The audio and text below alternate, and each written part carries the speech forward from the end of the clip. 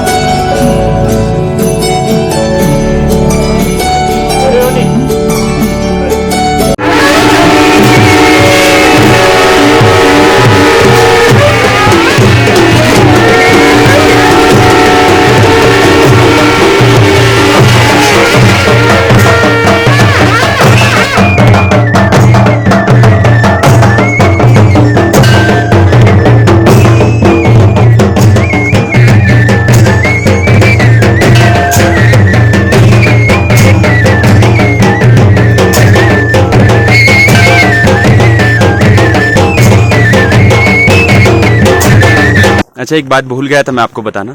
ये जो यात्रा आती है दौला से, वो सुबह 10 बजे शुरू हुई थी दौला टेम्पल से, और अभी टाइम हो चुका है 1 PM आई थिंक। तो तकरीबन 2-3 घंटे का सफ़र जो है वो हमने तय कर लिया है। थोड़ी ढलान थी, फिर उसके बाद थोड़ी चढ़ाई। रास्ता अच्छा नहीं है, थोड़ा रास्ता दिखा देता हूँ आपको मैं। इस तरीके का रास्ता हमें यहाँ पे देखने को मिलता है, उतना साफ़ नहीं है, थोड़ा चढ़ाई है। और एक और बात है, थोड़ा रश इसीलिए कम है क्योंकि हम थोड़ा यात्रा से आगे आगे चल रहे हैं और आगे लोग कम हैं। साथ में मैं आपको दिखा देता हूँ यहाँ पे ये आप देख सकते हो क्या बोलते हैं, मेल गोट्स हैं और भेड़ के बच्चे हैं। तो ये बलि चढ़ाने के लिए लेके जा रहे हैं नुकनाली मंदिर में। इनकी चढ़ाई जाएगी बलि। और हाँ, ये वाला मेरा है। फाइनली मैं आ पहुंचा हूँ यहाँ पे। जगह का नाम है घारू, जो कि दौला से तकरीबन 5-6 घंटे चलने के बाद यहाँ पे आया। तो यहाँ के इतिहास के बारे में थोड़ा सा आपको बता देता हूँ कि क्या इतिहास है यहाँ पे। बहुत सारे दशकों की बात है। ऐसा कहा जाता है जब यहाँ पे चंडी माँ की कथा सुनाई जाती है तो कहा जाता है कि यहाँ पे क्या होता था, एक बॉर्डर टाइप होता था। यहाँ से ऊपर कोई भी लोग जो था, कोई भी इंसान जो था वो जाता नहीं था। अगर जाता था तो वह जीवित वापस नहीं आ पाता था।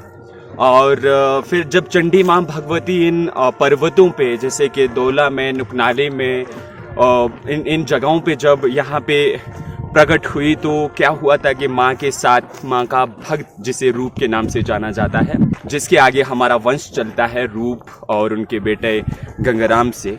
तो जब वो वहाँ यहाँ पे आए तो यहाँ पे आके यहाँ पे लोगों की भेड़ें चुगाते थे और उनका एक नौकर या दास कह लो आप, वो कहलाते थे।